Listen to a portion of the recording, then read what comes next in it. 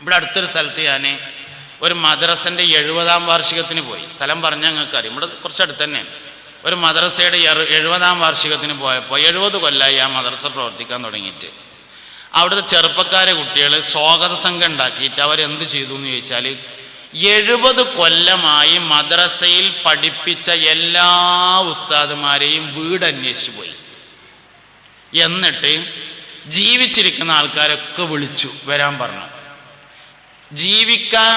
വരാൻ കഴിയാതെ അസുഖത്തിലൊക്കെ കിടക്കുന്ന ആൾക്കാർക്ക് അവരുടെ വകയായിട്ടുള്ള ഒരു ഹദിയ അപ്പം തന്നെ വീട്ടിൽ നിന്ന് കൊടുത്തു.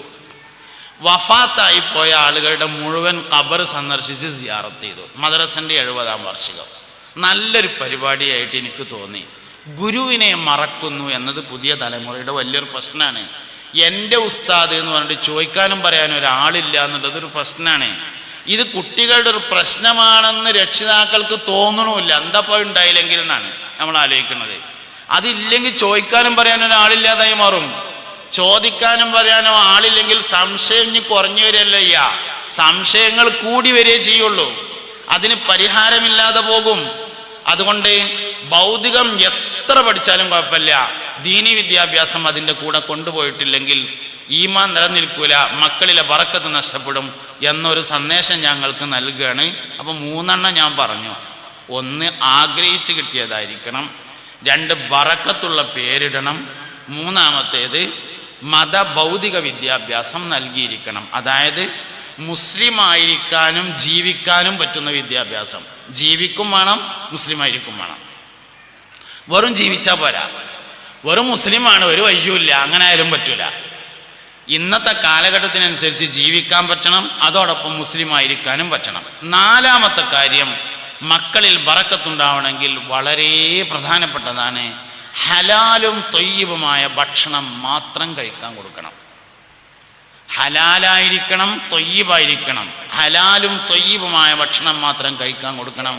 മക്കളിൽ ബറക്കത്തുണ്ടാവാൻ 4ാമത്തതും ഏറ്റവും പ്രധാനപ്പെട്ടതുമായ കാര്യം കഴിക്കുന്ന ഭക്ഷണം ഹലാലും തൊയ്യിബുമായിരിക്കണം. ഹലാലാകുക എന്ന് പറഞ്ഞാൽ അനുവദിക്കപ്പെട്ടതാകുക, അതിനൊരുപാട് വകുപ്പുണ്ട്. തൊയ്യിബാവുക എന്ന് പറഞ്ഞാൽ നൽകുന്നവന് സംതൃപ്തി ഉണ്ടെങ്കിലാണ് തൊയ്യിബാവുക. തരുന്ന ആൾക്ക് ഇപ്പോൾ പള്ളിക്കൽ ഉസ്താദിന് ചോറ് കൊണ്ടുവരികയാണെന്ന് വിചാരിക്കുക, പെരേന്ന് ചോറ് കൊണ്ടുവരികയാണ്. അപ്പോൾ ഒരാൾ പറഞ്ഞു, പിന്നെ ചെലവിൻ്റെ ആയിക്കോട്ടെ അൽഹംദുലില്ലാ എന്ന് പറഞ്ഞു വളരെ സന്തോഷപൂർവ്വം. മുമ്പൊക്കെ നമ്മളെ നാട്ടിൽ ഉസ്താദിനോട് ഞാൻ സ്വകാര്യത സംസാരിച്ചിട്ടൊന്നുമില്ല കേട്ടോ, അവിടെ എങ്ങനെയാണെന്ന് എനിക്കറിയില്ല. ഞാൻ പിന്നെ പരിപാടി തുടങ്ങാൻ നേരത്ത് വന്നിട്ട് നേരെ സ്റ്റേജിലേക്ക് വന്നതാണ്. അല്ലാഹു ആലം എങ്ങനെയാണെന്നറിയില്ല. മുമ്പൊക്കെ നമ്മളെ നാട്ടിലൊക്കെ ചിലവുണ്ടായിരുന്നത് എങ്ങനെയാണെന്ന് വെച്ചാൽ കൃഷിയുള്ള വീടുകളിലാണ്. കുറേ നല്ല കൃഷി ഉണ്ടാവും. കൃഷി ഉണ്ടെങ്കിൽ അത്യാവശ്യം വരുമാനമൊക്കെ ഉണ്ടാവും. ഒരു കൊല്ലം ചോറ് കഴിക്കാനുള്ള നെല്ല് 10,000-ൽ കയറ്റി അവിടെ ഉഷാറായിട്ട് വെക്കും. ബാക്കിയുള്ളത് വിൽക്കും. വിറ്റിട്ട് ചൊവ്വാഴ്ച ചന്തക്ക് പോയിട്ട് ഉണക്കൽ മീൻ, മുളക്, ഉപ്പ് ഇങ്ങനെയുള്ള കുറച്ച് സാധനങ്ങൾ വാങ്ങും. പിന്നെ കൂട്ടുണ്ടാക്കാനുള്ള താള്, തവര, ചേമ്പ് അതൊക്കെ പറമ്പിലുണ്ടാവും. അതുകൊണ്ട് ഭക്ഷണത്തിനൊരു ബുദ്ധിമുട്ടുണ്ടാവില്ല. അങ്ങനത്തെ വീടുകളിൽ നിന്നാണ് ഭക്ഷണം കൊണ്ടുവരിക. അതേ സമയത്ത് പള്ളിപ്പണിക്കൊരു 100 റുപ്യ ചോദിച്ചാൽ തരാനൊന്നും ഓരോരുത്തർ ഉണ്ടാവില്ല. ചിലവ് ആയിക്കോട്ടെ അൽഹംദുലില്ലാ ഞാൻ കൊടുത്തോളാം എന്ന് പറയും. ഇങ്ങനത്തെ വീടുകളിൽ നിന്നാണ് കൊടുക്കുന്നത്. കുറേ കാലം കഴിഞ്ഞിട്ട് പിന്നെ ഞാനൊക്കെയാണ് കമ്മിറ്റിക്കാരനായി വന്നത്. ഇന്ത്യക്ക് മാരത്തെ ആൾക്കാർ ആദ്യം തന്നെ തീരുമാനമെടുത്തു, മഹലിലെ എല്ലാ പെരയിലും ചിലവാണ്, അല്ലെങ്കിൽ മയ്യത്ത് ഇങ്ങോട്ട് കൊണ്ടുവരണ്ടാന്ന് തീരുമാനിച്ചു. അതിൻ്റെ കാരണം എന്തുണ്ടായിച്ചാൽ ഇനിയിപ്പോൾ പണ്ടാറടക്കാൻ നാളെ പള്ളിക്കത്തെ ഉസ്താദിൻ്റെ ചിലവാണ് എന്ന് വിചാരിച്ച് കൊടുക്കണേ. ഇതെവിടെയോ ഉള്ള സംഭവം കേട്ടോ, ഇവിടുത്തെ ഒന്നല്ലേ, മനുഷ്യനെ ഇവിടുന്ന് പോകാൻ സമ്മതിക്കണം കേട്ടോ. എന്തായാലും ഇങ്ങനെയായി. ഇതൊരു വലിയ പ്രധാനപ്പെട്ട പ്രശ്നമാണ്. ഈ ഭക്ഷണം ഉണ്ടല്ലോ അത് തൊയ്യിബാവില്ല. എന്നപ്പോൾ ഞാൻ എന്താ കാട്ട് തിന്നല്ല എന്ന് ചോദിച്ചാൽ വേറെ വഴിയൊന്നുമില്ല, വേറെ കാര്യം. എന്തുകൊണ്ട് വെച്ചാൽ സംതൃപ്തിയോടുകൂടെ നല്ല നൽകുന്നത്. ഇത് ചിലപ്പം പെരേന്ന് പുതിയാപ്പിളർക്കും കിട്ടും സംതൃപ്തി. ഞാൻ പണ്ടാറക്കാലം 9 മണിയാകുമ്പോഴത്തേന് വരും, അപ്പോഴത്തേനും ചപ്പാത്തി ഉണ്ടാക്കണമല്ലോ എന്ന് തീരുമാനിച്ചാൽ തൊയ്യിബല്ല. അടച്ചോനെ എൻ്റെ പുതിയാപ്പിള വരുമല്ല റബ്ബേ 9 മണിയാകുമ്പോഴത്തേന്, അപ്പോഴത്തേന് ഞാൻ 2 ചപ്പാത്തി ഉണ്ടാക്കട്ടെ എന്ന് തീരുമാനിച്ചാലോ തൊയ്യിബാണ്. സംഗതി രണ്ടും ഹലാലാണ്.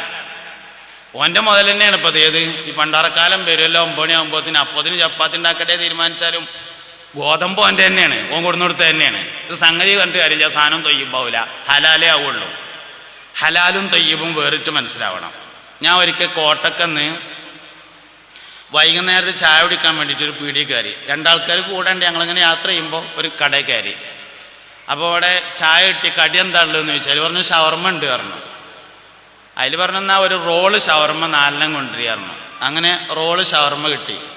ഈ ഷവർമ്മ തിന്നണേൻ്റെ ഇടയിൽ എൻ്റെ കൂടെ ഉണ്ടായിരുന്ന ഒരാൾ എന്നെ വെയിറ്ററോട് പറഞ്ഞു ലേശം കൂടി മയോണീസ് വേണമെന്ന് പറഞ്ഞു.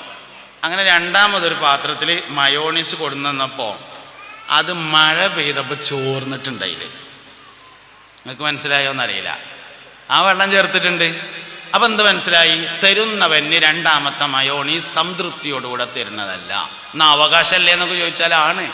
എന്താ അപ്പം മയോണീസിന് രണ്ടാമത് അവകാശമല്ലേ? പിന്നെ മറ്റേ ഉപഭോക്തൃ തർക്കപരിഹാര ഫോറത്തിൽ കേസ് കൊടുക്കും എന്നൊക്കെ പറഞ്ഞാൽ സംഗതി പീഡിയക്കാരൻ കുടുംബമൊക്കെ ചെയ്യും. സംഗതി ഹലാലൊക്കെ തന്നെയാവും. സാധനം എന്താവില്ല, തൊയ്യബാവില്ല, തിന്നാൻ പാടില്ല. ഒരു കല്യാണപ്പേരെ ചെന്നു എന്ന് വിചാരിച്ചോളി. 2 പന്തലുണ്ട്. ഒന്ന് VIP-കൾക്കുള്ള പന്തലാണ്, അവിടെ കരിച്ചതും പൊരിച്ചതൊക്കെ ഉണ്ട്. മറ്റൊന്ന് ഒറ്റ ബിരിയാണി AIP-കൾക്കുള്ള. രണ്ടൊന്നും തിന്നാൻ പാടില്ല എന്ന് എൻ്റെ അഭിപ്രായം. കാരണം അത് മനുഷ്യൻ്റെ അഭിമാനത്തെ ചോദ്യം ചെയ്യുന്നുണ്ട്. മനുഷ്യൻ്റെ അഭിമാനം വളരെ പ്രധാനപ്പെട്ടതാണ്. ഹജ്ജത്തുൽ വദായിലെ മുസ്തഫ നബി സല്ലല്ലാഹു അലൈഹി വസല്ലം തങ്ങളുടെ പ്രഭാഷണത്തിലെ ഏറ്റവും പ്രധാനപ്പെട്ട പോയിന്റ് അഭിമാനത്തെക്കുറിച്ചാണ്. കുറേ കാര്യങ്ങൾ അതിൽ പറഞ്ഞു. അതിൽ വളരെ പ്രധാനപ്പെട്ട ഒരു പോയിൻ്റായിരുന്നു മനുഷ്യൻ്റെ അഭിമാനം. നിങ്ങളുടെ അഭിമാനം നിങ്ങൾക്കിടയിൽ പരസ്പരം പവിത്രമാകുന്നു എന്ന് പറഞ്ഞേ. അപ്പോൾ ഇവിടെ അഭിമാനത്തെ ചോദ്യം ചെയ്യുന്നുണ്ട് എന്നതുകൊണ്ട് അത് തൊയ്യബല്ലാതെയായി മാറുന്നുണ്ട്. ഇങ്ങനെ തൊയ്യബല്ലാത്തത്. അപ്പോൾ അതിൻ്റെ ഉദാഹരണം പറഞ്ഞതാണ്. എന്താ നിങ്ങൾ 5 വക്തിനും പള്ളിക്ക് വരും, സുബൈക്ക് ജമാഅത്തിന് മുടങ്ങാതെ വരും. 5 വക്ത് പെട്ട തന്നെയാണ് സുബി. അത് അങ്ങനെ ഒരു വർത്താനാണ്. സുബഹി നിസ്കാരം കഴിഞ്ഞിട്ട് ഒരു പേജ് ഖുർആനൊക്കെ ഓതും.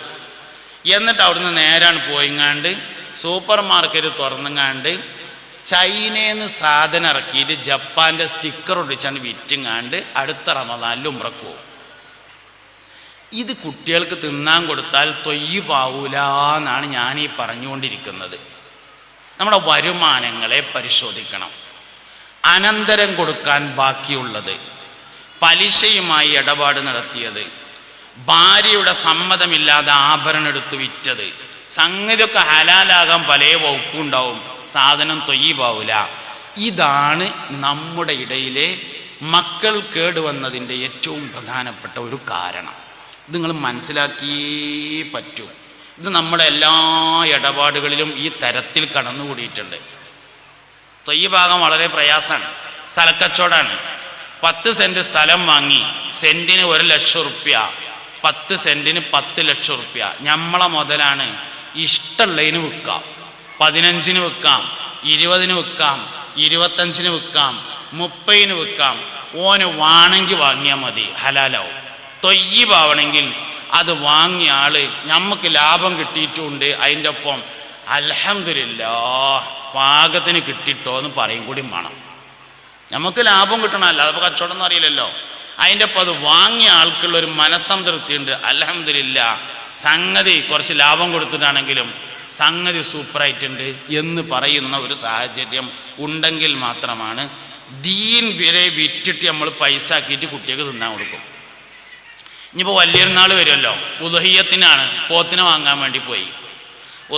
പോത്തിന് വാങ്ങാൻ വേണ്ടി പോയിട്ട് പോത്തിനെങ്ങനെ വില പറഞ്ഞുകൊണ്ട് നിൽക്കുകയാണ്. എന്താ വില? 65,000, 70,000 എന്ന് പറഞ്ഞു. നമ്മൾ ചെന്നവർ പറഞ്ഞു ഒരു 50-നാണെങ്കിൽ തന്നാളി പറഞ്ഞു. മറ്റവൻ പറഞ്ഞു 70-ൽ കുറച്ചൊന്നും തരില്ല പറഞ്ഞു. അങ്ങനെ അവസാനം പറഞ്ഞ് ഇവൽ 50 കയറിയതുമില്ല.